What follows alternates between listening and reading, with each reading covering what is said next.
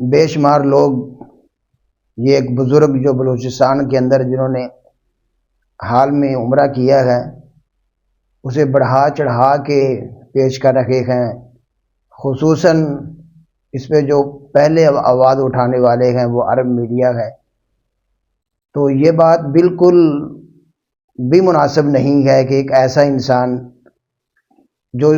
کیسا بھی ہو، کتنا بڑا متقی ہو، نیک ہو، پرہیزگار ہو، خوبصورت ہو، ہم اسے صحابہ کے ساتھ تشبیہ نہیں دے سکتے۔ صحابہ کے ساتھ اسے ملانا اور اس کے اوصاف صحابہ کے ساتھ بیان کرنا کہ اس کے اندر اس طرح کے اوصاف ہیں جو صحابہ کے اندر ہیں، اور اس کی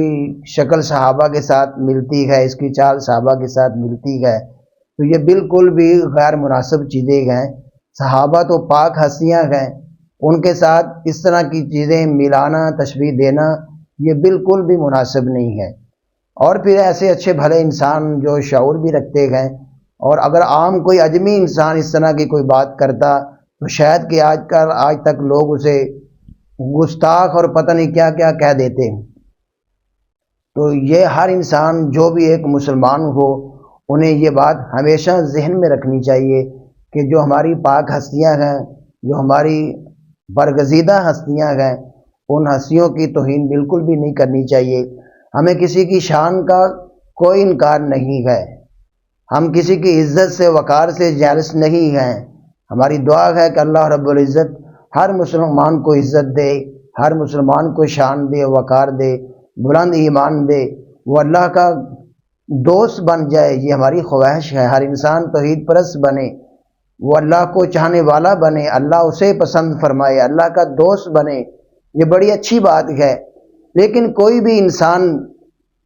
اسے ہم بڑھا کے صحابہ کی طرح نہیں بنا سکتے۔ ہم اسے صحابی کا لفظ، ہم اس پہ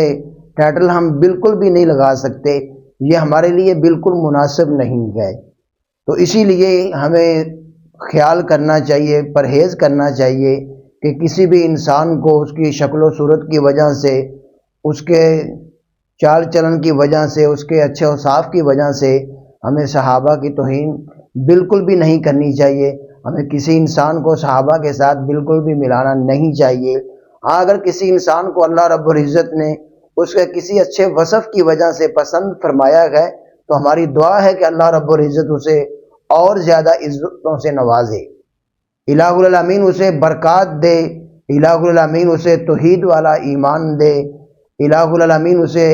اس سے اور زیادہ خیر کے کام کروائے، اس کے ہاتھ سے خیر جاری کروائے، یہ ہماری اس کے لیے دعا ہے۔ ہم کسی کے لیے کوئی بھی ایسی غلط بات نہیں کرتے، لیکن افسوس اس بات کا ہے کہ آج کل ہمارے پڑھے لکھے لوگ بھی اس طرح کے بزرگوں کو صحابہ کے ساتھ ملانے کی کوشش کر رہے ہیں کہ یہ جی ایسے ہے جیسے کوئی صحابی لگتا ہے، یا یہ فلاں ہے، یہ فلاں ہے۔ تو اس طرح کی چیزیں اہل علم لوگوں کے لیے بالکل بھی مناسب نہیں ہیں، اور ان چیزوں سے پرہیز کریں۔